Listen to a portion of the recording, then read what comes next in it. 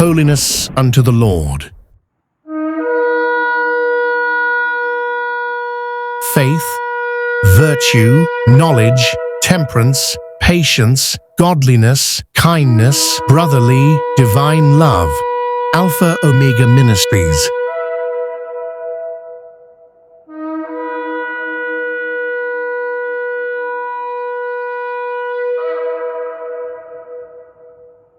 பரிசுத்தம் இல்லாமல் அவரை தரிசிக்கவே முடியாது.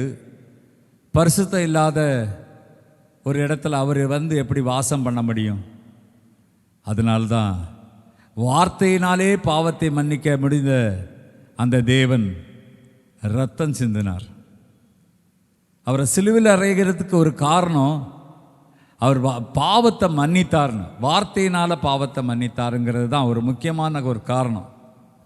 ஆனால் வார்த்தையினாலே பாவத்தை மன்னிக்க முடிந்த தேவன் இரத்தத்தை சிந்தினார். சரி, இரத்தத்தை சிந்தினாரே, ஒரு சொட்டு இரத்தம் எல்லா பாவங்களையும், செய்த பாவம், செய்கிற பாவம், செய்ய போகிற பாவத்தை மன்னிக்கிறதுக்கு போதுமானதா இல்லையா? ஒரு கெட்ட சொட்டு இரத்தத்தோட தொடர்பு வைக்கிற எத்தனையோ கோடி பேராக இருந்தாலும் அது நம்மளை பாதிக்குது இல்லையா?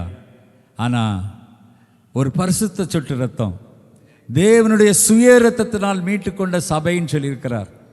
அந்த ஒரு சொட்டு இரத்தம் போதாதா நம்முடைய பாவங்களெல்லாம் மன்னிக்கிறதுக்கு? ஆனால் தன்னுடைய கடைசி சொட்டையும் சிந்தினார். ஏன் கடைசி சொட்டை சிந்தினார்? மாம்சம் இரத்தமும் தேவனுடைய ராஜ்யத்தில் பிரவேசிக்க முடியாது என்பதற்காக. தேவனுடைய ராஜ்யம் பேச்சில் இல்லை, பலத்தில் இருக்குது. அது உங்களுக்குள்ள இருக்குது. அவர் எனக்குள்ள வசிக்கும்படி, அந்த ராஜா எனக்குள்ள தன்னுடைய ராஜ்யத்தை ஸ்தாபிக்கும்படி நமக்காக அவர் கடைசி சொட்டத்து இரத்தத்தை இழந்தார்.